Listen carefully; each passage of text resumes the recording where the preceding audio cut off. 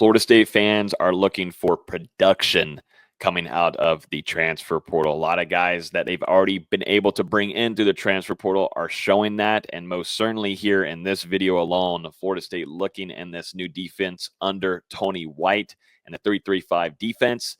We're talking about the linebacker room and the highly productive linebacker that the Florida State just recently offered. Coming from Georgia Southern, a captain of the team, Marques Watson-Trent. This guy right here, I think FSU fans, just looking at the stat sheet, are going to be very happy about. And I know, looking at the comments from the last couple of videos, definitely Florida State showing some intrigue and some guys that don't have a whole ton of stats, not a lot of production.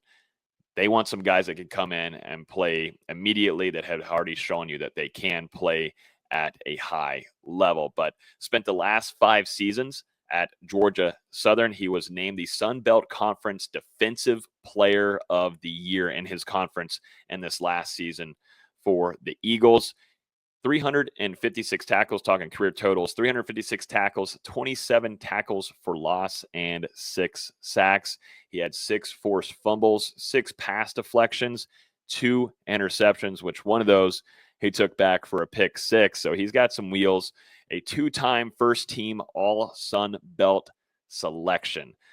In 2024, looking at his stat line here, he had 120 tackles, 8 tackles for loss, 1.5 sacks, 4 forced fumbles. He had 7 games with 10-plus tackles, including 2 with 14 tackles. He posted a career-high 80.7 PFF grade, which would have been higher than any FSU defender in 2024.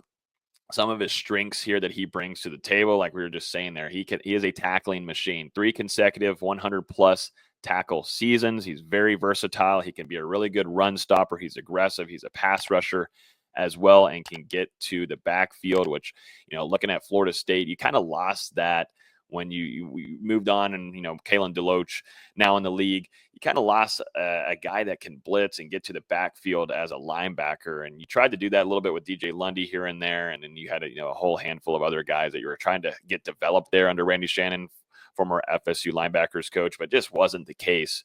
But really good in the pass rush too there, coming from the second level. And then also too, a really nice coverage defender, which FSU fans would be very happy to have in store for them on their roster, because that's always been a menace to them, it feels like, with some wide open guys in the middle of the field.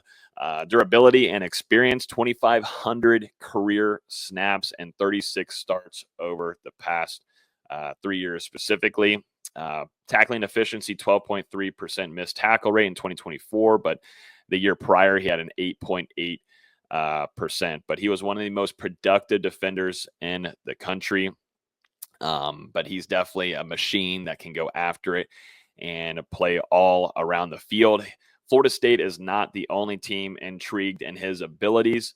There's been some offers made from West Virginia and Memphis, and as this video has been made, I would imagine there's definitely been some more. Florida State, what are they returning in the linebacker room? Well, they brought back Omar Graham Jr., who initially entered the transfer portal, which I think was a big win for him coming back to play for the Seminoles. We saw a lot of growth from him, getting better. He had a rough start to the 2024 season, but ended up being one of Florida State's better defenders to end off the season, which I liked seeing. And then also to Blake Nicholson. You've got Justin Cryer, who hopefully can come back fully healthy, 100%, is going to play a pivotal role in this new defense under Tony White at the second level. Jaden Parrish, who's a redshirt freshman. You've got Tamir Hickman-Collins. And then you also brought in some other guys through either the early signing day period or the transfer portal. You brought in Stephon Thompson coming from Nebraska, who obviously is going to have that familiarity with the defense of Tony White. So it just makes sense. They're all going all the way back to his Syracuse days, whenever White was with the Oranges over there. And then Ethan Pritchard too, a 3-star signee. But, just looking at this guy, if you're asking for production, man, this is exactly what you want to have in your stable of a linebacker room. And I think Florida State, just depending, they can get a visit here and whatnot. I think it puts Florida State in a good spot because it is a matter of need. I mean, this would be, and at 3-3-5 defense, like I was saying, you're going to have a handful of guys that can go get out there on the field and this new defense. And I think with him, you can immediately offer early, immediate starting position. I mean, I think Florida State, with what they need defensively, I want an aggressive linebacker, but I also want a guy that is smart and can use his brains and also know where he needs to be in coverage, in space, and can be a solidified run stopper. And that's something that Watson-Trent can bring to someone's defense. So someone to keep a very close eye on here, FSU fans, and we'll see what ends up happening for Florida State. So if you enjoyed this video, hit the like button down below. Let me know in the comments below what you think about this offer from Florida State and Tony White. And then 2, subscribe so you get notified every time we release a new video. We're trying to get to 20,000 subscribers before the kickoff of the 2025 season, and be greatly appreciated if you hit that subscribe button if you haven't yet. Thanks for watching.